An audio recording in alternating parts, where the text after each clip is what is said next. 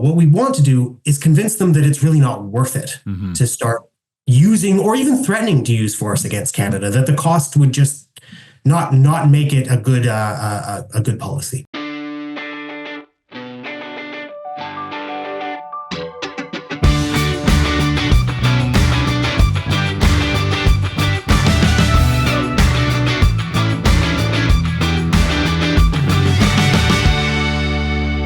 Here we go, another week fired up on Closer Look across the Village Media Network on this 19th day of January, Monday, with Michael Friscolanti.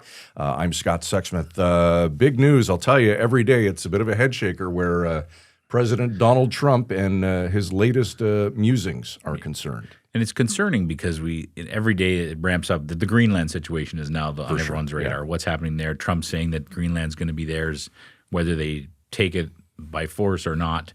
It's theirs. Yeah. Raises a whole bunch of questions around, a sovereign nation like Greenland just being taken over. You see other NATO countries are responding. They're sending troops there. They're putting out statements that this is not acceptable. Yeah. I believe by the time we're recording this, I believe the Carney government is either looking into are close to making a decision or have made a decision to send some Canadian troops there as well as part of that showing. But it raises the bigger question that has been written about lots lately and talked about is, what does this mean for Canada? The old rules, international law that would say you wouldn't just go take over a sovereign nation have kind of been kicked out the window. And especially if this happens in Greenland, people wonder, well, what's next for Canada? Maybe all this talk about 51st state is not really much of a joke. It's actually pretty serious. I'm not an expert on this. You're not an expert on this. But we do think it's important to bring someone in who does have a lot of expertise on this to talk about this and just put it into context. And I know that people listening or reading about this today are going to have all kinds of different opinions, and they're going to have all kinds of thoughts on this.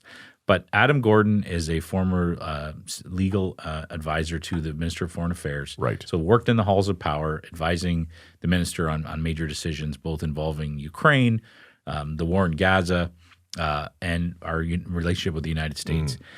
He's now an independent researcher who's doing some work with the Cascade Institute, and he co-authored a column in the Globe and Mail last week about why we need to be ready for a possible U.S.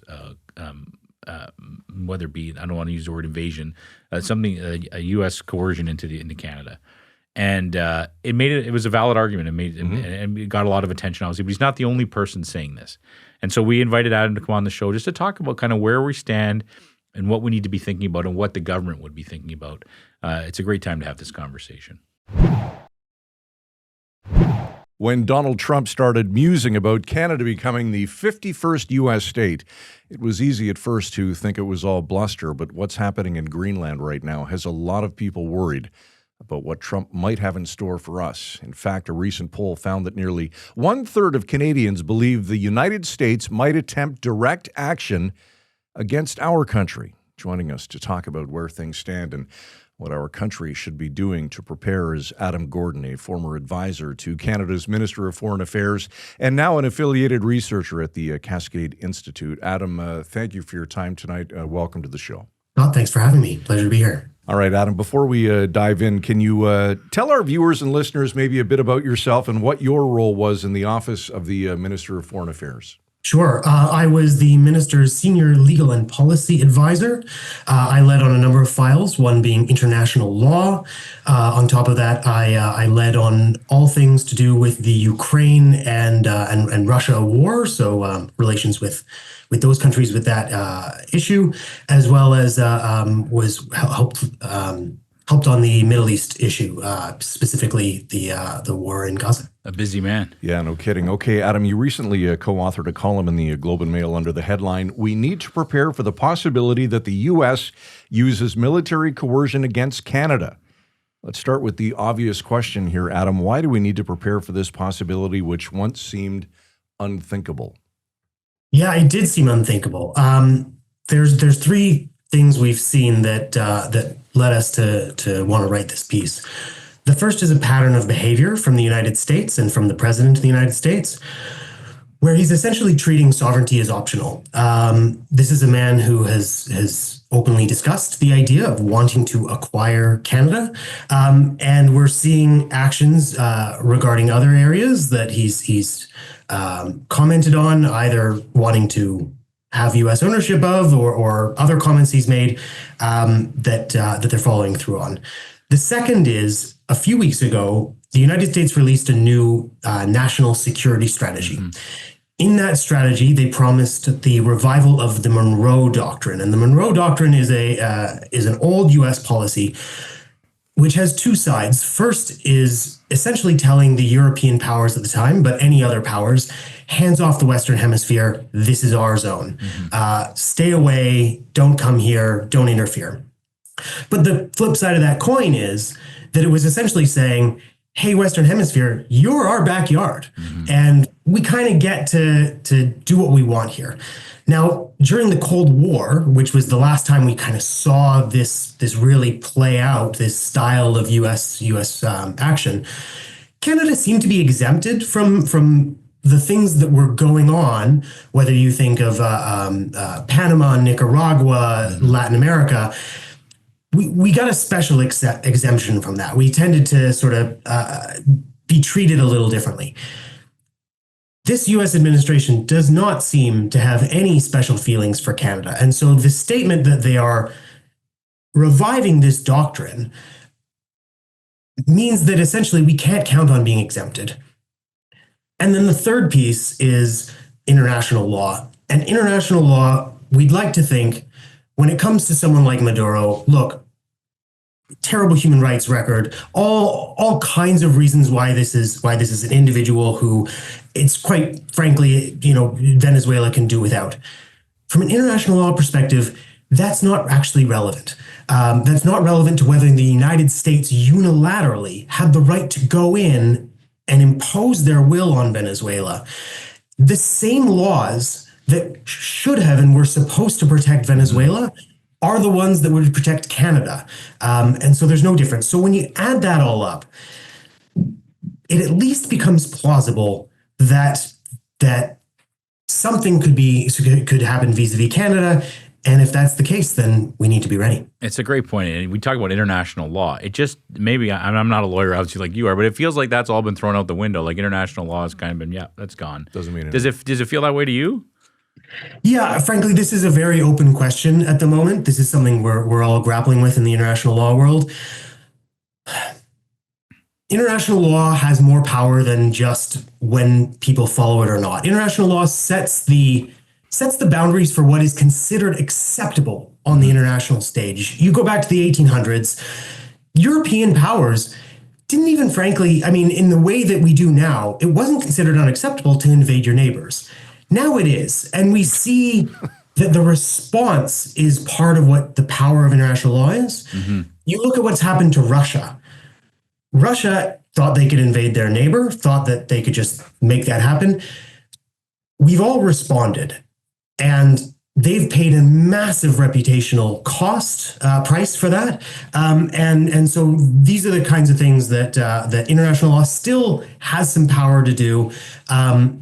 Whether it's the international reputation, a government's reputation with its own people, there is still some power, but very much we're in a real nerve-wracking time, and it's unclear where international law is going to go. Adam, in terms of preparation and us actually preparing for the potential of this, what do we have to do? Right. So I think the question that I've seen from some people over the past couple of weeks is, well, or I guess the assertion I should say is, if the U.S. invades, then Canada can't do anything anyways. I don't think that's true. Now, look, if a superpower decides to invade a country, that's a dicey situation, to be sure. However, you look at the history of superpowers invading other countries in recent years, or in the past 100 years, whether that's Russia in Ukraine, whether that's the United States not invading, but using military action in Vietnam. Doesn't always go as they plan. U.S. in Afghanistan. And the key is to make it costly. And there's two elements to making it costly. The first is the actual more tangible side of that, which looks like building up our military capacity, building up our military resources. That includes everything from hard material to expanding, amplifying our the scope of our forces. I'm not a military planner, so I won't presume to know the specifics of what our government should do. And to be clear, we're already engaging in this. The Carney administration is working hard to expand our military capacity, but this is more of a one more element of impetus to really have urgency on that. And then the second side of cost is reputational cost. Again, whether that's with the international community, if the U.S. government faces significant backlash, that's really the key. And we want that to be international, but we want that to also be at home from Americans. And the two are linked, of course. If the international community is unhappy and considers something to be an unacceptable action, that doesn't play well with Americans. Now, the government can always use justifications, all kinds of things, try and convince people of anything, but by and large, that's a side of the cost. So if they do something, it'll be really difficult. What we want to do is convince them that it's really not worth it to start using or even threatening to use force against Canada, that the cost would just not make it a good policy. So you've been behind the scenes of power. You've advised the Minister of Foreign Affairs. What's going on back there, Adam? I mean, people must be feeling pretty nervous these days. Yeah, people are feeling nervous. Look, I think we said it in our piece, in our op-ed. We're in a truly nonlinear world. All the rules, all the predictability that we used to be able to count on, it's much harder to know what's going to happen, and that makes it harder to plan for things. It makes it harder to know what to do. Everything's multifaceted. Whenever we make a decision, we can no longer count on our overall geostrategic understanding and go, okay, we're just going to deal with this incident, with this isolated issue, and have it not spill over. I'll give an example, which is when there was pressure from the United States for Canada to join the war in Iraq, we got to make that decision, yes, knowing that it was going to have some impact on Canada's relationship. Everything you do with another country is going to have some impact. But we didn't start to question whether this was going to lead to the downfall of our economy or cause this country to consider us not a friend. And that was an issue that directly involved the U.S. Now we're seeing issues that don't even directly involve the U.S., and we need to be much more aware that if our positions are out of line with theirs, that's going to possibly lead to complications. The good news is there is a growing recognition, both in the Canadian government. I mean, I think Canadians have always been well aware. I think we've got our finger on the pulse of the United States. We live right next to them. We consume their media. We're so connected that we really, really do understand the Americans, I think, in a way that is that comes from that incredible closeness and level of ties. I think elsewhere, including in Europe, there's a growing recognition of the need to recognize that we're in a new world, that everything needs to change, and figure out ways to confront that reality. But as you say, I mean, the long and short of it is, it's a really difficult time behind the scenes. We're trying to break new ground and come up with solutions to problems we've never had. We haven't had in 100 years. You're right, and you said it best. The stakes just feel so high. The stakes are always high. If you're the federal government, if you're the PMO or you're the Minister of Foreign Affairs, stakes are always high. There's always big decisions to make, but it feels like they're as high as they've ever been, at least in my lifetime. Yeah, I think so. Look, I had a friend who works in business, in commodity trading, who said, a number of months back, jokingly said, "Well, Adam, crystal ball, tell me, are we going to have tariffs? What's this? What's going to happen?" And I kind of half jokingly said back, if tariffs are the worst thing that we're talking about, then all told, that's not that bad. And yet, tariffs, we know, could be debilitating for the Canadian economy. So there's all sorts of levels of this, economic, our ability to live our lives as Canadians, to travel, to enjoy all the prosperity that we have. Geopolitical, we need to think about our relationships, not just us and the Americans, but as well, if we're going to have a new relationship with them, what that means for all of our other relationships, whether with traditional partners. One of the big things that I've been advocating, and we have this in the op-ed, is that we need to really be looking at non-traditional partners, especially those facing similar issues to us, whether that's those that live next to a superpower and are dealing with that. Essentially, find friends everywhere on Earth, because we're going to need to be much more diversified in how we approach all of world affairs. Adam, let's talk about the Greenland situation for a second. What are you watching for specifically? I'm watching, again, my strongest interest is in seeing how Europeans respond, as well as how Canada responds. I think that what comes next, not just in Greenland, but in other issues, will really be dictated by the response here. I think that people perhaps underplay how much these situations have to do with each other. I think, for instance, when Putin looked to invade Ukraine, he was looking at what he saw as a pattern of non-follow through from the West. And I think he was actually quite surprised to find how much we really came in, showed unity, showed resolve in confronting him, because I think that maybe from his perspective had not been demonstrated in, whether it was in Afghanistan, in other scenarios, to where he thought that, I'll push, they'll say some words, but then really they'll just kind of let it go at the end of the day. So similarly, I think what's really needed here is a unity of purpose, is an understanding of the stakes, and that this is really, like, this is it. This is the moment that we need to show how we're gonna respond. The other side I'm looking for, and we're already seeing some signs of this, is how the United States responds. Not the executive, not Donald Trump's administration, but everyone from the American public to the Senate and Congress, especially Republicans. I think, seeing how Donald Trump's own party reacts and responds to this, because this is very different. I think, like I said earlier, from an international law perspective, Venezuela is not identical to Canada, but very similarly situated. It's not really relevant what kind of government. But in the minds and hearts of people, it's obviously very different. Venezuela was a regime that had done, terrible human rights abuses, oppression, all kinds of things.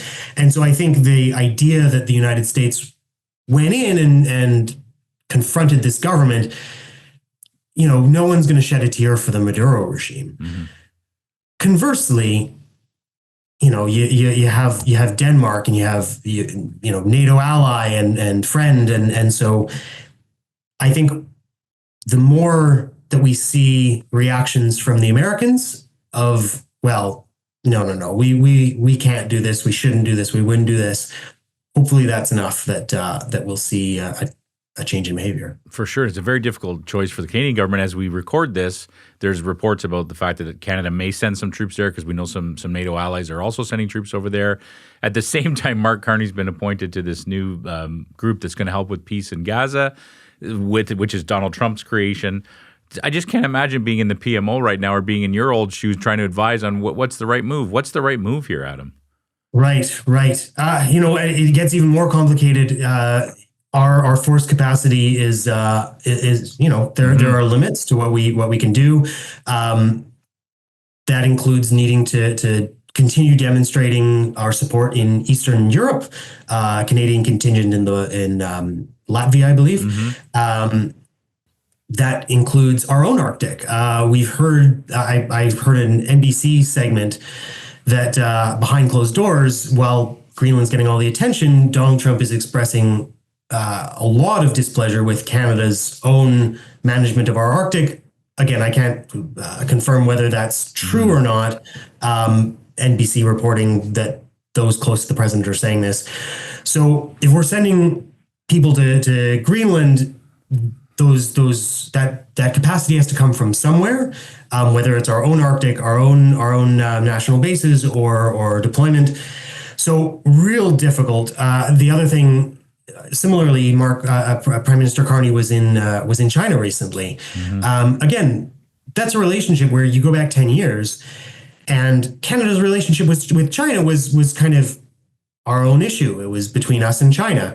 Now, how we interact with China and the closeness of that relationship is something that the Americans are watching, are going to notice. Now, luckily, Trump so far has come out saying, good for Canada. They should absolutely go do that. But everything becomes unclear. As far as responding to Greenland, on the force side, I really can't comment. I don't have that expertise or that understanding of our forces, but I'd love to see us continue to stand up for the norms and the notion that this should not be on the table, that the people of Greenland, the people of Denmark, complex relationship internally between the two, but regardless, this is a decision that is within the right of that nation or those nations to decide, and an issue for them to figure out when it comes to their sovereignty. Absolutely. If it's hard to even put into words, but this is NATO countries versus NATO countries is kind of what's happening in Greenland right now. Where do you see NATO in a year from now? Is it just a total guess? I think so. Truly hard to predict. Honestly, I wish I knew. Even as you say, there's obviously the U.S. on the one side, other NATO countries on the other. But even where the NATO countries that are not the U.S. go with each other is something that's very much. We'll see how that plays out. Just a couple more questions. Thank you again, Adam. Is this worry that we all feel this worry? We're talking about it with family and friends. This concern that this could actually possibly happen, some kind of military force coming to Canada from the United States. But could there be some smaller steps first? Would they maybe break up NORAD, or would they more economic sanctions or tariffs, things like that? Could there be a progression here? Absolutely. I would argue that progression has already started. Yes, for sure. I would say that I'm helping to start it, quite frankly, which is that the comments themselves are bringing us into a pattern of behavior that responds to even the risk of the threat of force. That can escalate to being an actual threat of force. Even if it's an offhand comment, if Trump says, well, the Canadians are, we don't like what they're doing up there, so maybe we should move some troops further north, up to our northern border. That alone is enough to start to impact Canada's sovereignty and our ability to make decisions on our own terms. But there's everything. Then, one step up from there is actually sending troops to the northern border. There's a lot that can be done to bring a country in line that is short of actually marching troops across a border. Adam, let's talk about average citizens for a sec, like those of us in this room. And how do we begin to prepare? What should we be doing? Oh, that's a great question. I think first and foremost, look, I've worked for politicians, and I'm not going to sit here and claim that they should always get. I'll say that the criticizing our politicians is a long tradition, and I think that they deserve more slack and credit and make difficult decisions at all times, but especially right now, I think we really need to show a unity as a country. These are, as we have been discussing, incredibly difficult times. I think there's going to be a lot that happens for reasons that people don't necessarily see on the surface, either because we're playing to considerations that are trying to play the chess game, as well as looking forward a few moves, some of the things we do there. The other thing, as far as preparing, I think the elbows up movement is great. Let's keep on demonstrating our our unhappiness with the situation, avoiding trips to the United States where we can. Buying Canadian is fantastic. And then, yeah, really, that's about it. It's hard. These are things that can't really. They need to happen at an organizational level more than one individual to the next. But I think showing those signs that we're unified and that we're all on board with the plan. Yeah. Sorry to keep asking you questions, Adam, but I could keep going all day. This is a fascinating, and it's an important conversation, right? But I do wonder, have you, in all your discussions, is there a bit of a pro-American sentiment out there in some pockets of Canada? There's some people in Canada that are saying, you know what, maybe being the 51st state would be a good idea. I don't have any particular insight on this. I haven't conversed with anyone who said that. I'm seeing, we're all seeing this play out possibly in I think the spotlight is on Alberta, given the talk of referendum, and we're seeing some polling that shows this. What we are also seeing, as we actually someone mentioned in our scenario there in the piece, there is some indication of meetings between those leading the separatist movement and elements in the United States, including in the U.S. government. So there's definitely an interest there from those individuals, but yeah, beyond that, I'm not sure. Here's the most unfair question I'm going to ask you. Would we have any hope if America came across the border? What do you think? How do you think Canadians would respond to that? Like I said, it's on the one hand, superpowers can bring an immense amount of force. On the other hand, I'll again point back to the history in the past 100 years of how well that's gone. I think it goes especially poorly when a country doesn't believe in the actions they're taking. For all the difficulties, all of the challenges, all of the casualties that the United States suffered in Afghanistan, there was at least some recognition that there was, that they had a reason to be there, I think, among the American population. Much less so in Iraq.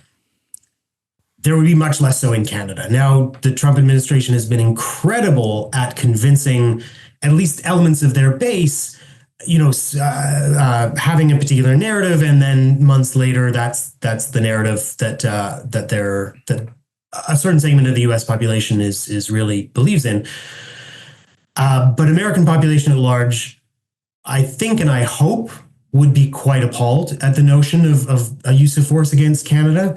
And so especially if it started to cost them, if there were casualties and body bags coming home to the United States, I think that could get pretty unpopular pretty quick when they really don't believe in it. So you have to hope that that's enough. You have to hope that the domestic pressure, international pressure, from my perspective, just because, how Article 5 of NATO, which is the one that says that countries are supposed to come to each other's defense, that I can't remember the exact wording, but essentially an attack on one is an attack on all. We've never had to confront the question of what happens when it's one member of NATO using force against another member of NATO. But I would hope and think that other NATO members would treat this as something that did engage that obligation, that did bring them into the question. Again, raise the costs, make it incredibly unpleasant to be in Canada. This is my last question for you, Adam. It really hit home what you just said. The idea that there could be a conflict and body bags would be going back to the United States from a war or a conflict with Canada is just unthinkable, as we said at the top of the show. And we're all mourning something, too, because this friendship, this neighborly relationship we've had with America is real. We were very close. We have family and friends on both sides of the border. We've had so many decades of prosperity together and fighting alongside each other. And certain, we lost lots of soldiers in Afghanistan, friends who we lost there, for example, not to mention the world wars. And so we're all kind of mourning this change. This still feels so unbelievable. Is there any scenario where in 10 years things will get back to normal and we'll look back and say, or is this forever changed? I think, I want to clarify something because I don't want the sort of story out of this saying that former staffers said body bags will go back to the United States. Look, we're talking. This is hypothetical, worst case scenario, active conflict that by no means. In all ways, we want to avoid any military confrontation, even if there is the threat of use of force. De-escalate. Like I went to law school in the United States. I have unbelievable number of friends. Like all Canadians, massive number of connections. These are terrible scenarios we're talking about. Yes. Like we don't want to be talking about these. No. As far as things getting back to normal, I think that what we saw with the United States after the first Trump administration, when Biden came in, they tried to do a bit of a "we're back." And to a degree, it kind of worked because the first Trump administration was actually quite different than this administration. And it worked somewhat. We weren't, there was some skepticism of like, well, are you're back in the Paris Agreement for now? And, all these things where they tried to come in and take up their leadership position that they had. And there was some skepticism. At this point, Canada's changed. Europe has changed. So even if the Americans were to snap back to where they were 10 years ago, 20 years ago, develop that sort of renewed approach, renewed commitment to international law, I think that Canada it'll take a long, long, long time before we're ready to go, we're actually willing to really trust you and put our economy in your hands in a certain way, put our defense. Like, I think that whether they've changed, we've changed. Good point. Adam, last question before we let you go. Could you ever have imagined in your wildest dreams having a conversation like this one tonight where Canada-U.S. relations are concerned? Yes and no. The no is that, look, we've had 70 years where we've lived in a world where rule of law has predominated. Yes, with exceptions, clearly, but overall, the thrust has been in that direction. Where Canada and the U.S. Gripe at each other in a big brother, little brother kind of way, but we share a hockey league and a basketball league and professional associations. And, I think what a transmission, I remember learning about 15 years ago that a single Ford transmission from raw material to a completed transmission crossed the bridge from Windsor into Detroit and back 40 times or something like that. Wow. Like, we're so integrated with them. So it seems unbelievable. But on the flip side, there's a great analogy, which is, if you jump out of an 11-story building and 10 stories down go, well, this whole myth of the ground thing, like, this worked out pretty well so far. Things are unbelievable until they're not. And history has shown time and again that a certain action, a certain global context predominates for a long time, and we just get used to it. And it seems implausible that would ever change. But time and again, things have changed. Whether it's the Roman Empire falling or the Tsar Nicholas II falling, or then the Soviet Union falling, like, things will suddenly be different and be completely changed forever. And we see this time and again. And I think that's the real lesson here is that just because it's felt impossible for the past era, there's a real feeling out there that we're in a new era. That we are. Okay, let's leave it there. There's Adam Gordon, a researcher at the Cascade Institute and a former senior legal and policy advisor to the Minister of Foreign Affairs. Adam, great insight tonight. We appreciate your time. Thanks for having me. Pleasure to be here. I'm not sure I even know where to begin to follow up after that conversation. To me, it just seems like we're living in a really bad movie. It's like a Twilight Zone, but I think that's exactly how people feel. I think that's why it's important to have a conversation like this with someone like Adam that has been on the inside, understands the conversations that are happening, And as he said, to be clear, he's not saying that this is inevitable, that there's going to be, and there's a lot of experts who've come out on different ways. I mean, we didn't mention it, but I know, like, Bob Ray, the former UN ambassador, Canada's former ambassador, says it's very clear that Canada's on the menu for U.S. aggression, was his quote. Michael Ignatieff, the former Liberal leader, wrote in the Walrus the other day, Canada and Mexico will watch what happened in Venezuela and begin thinking the unthinkable. What if they have to defend themselves against Russia, not against Russia and China, but against their next door neighbor? It's just wild. Yeah, so people of prominence are saying this. They're worried. And let's be honest, the average Canadian is worried about this. That poll that mentioned, there's a third of Canadians, almost a third, that are worried about this.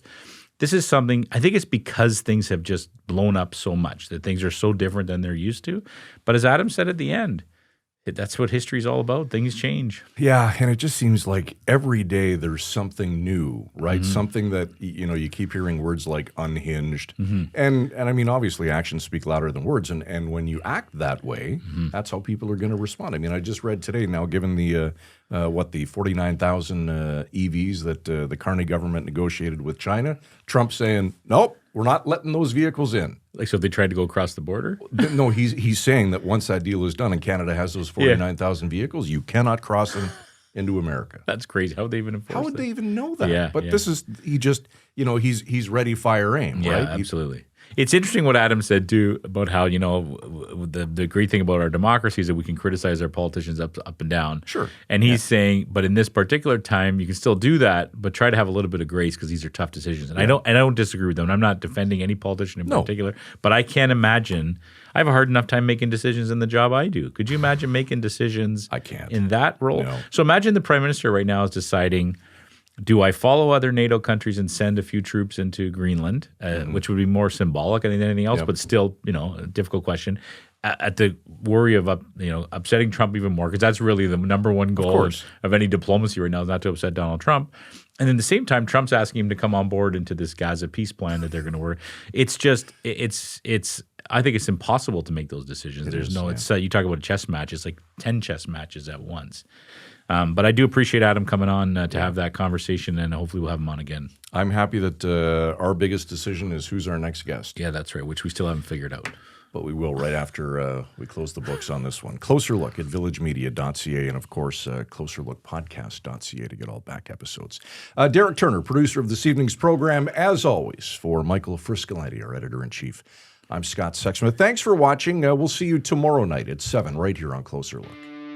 Frisco and Scott's Wardrobe provided in part by Moores, Sault Ste. Marie.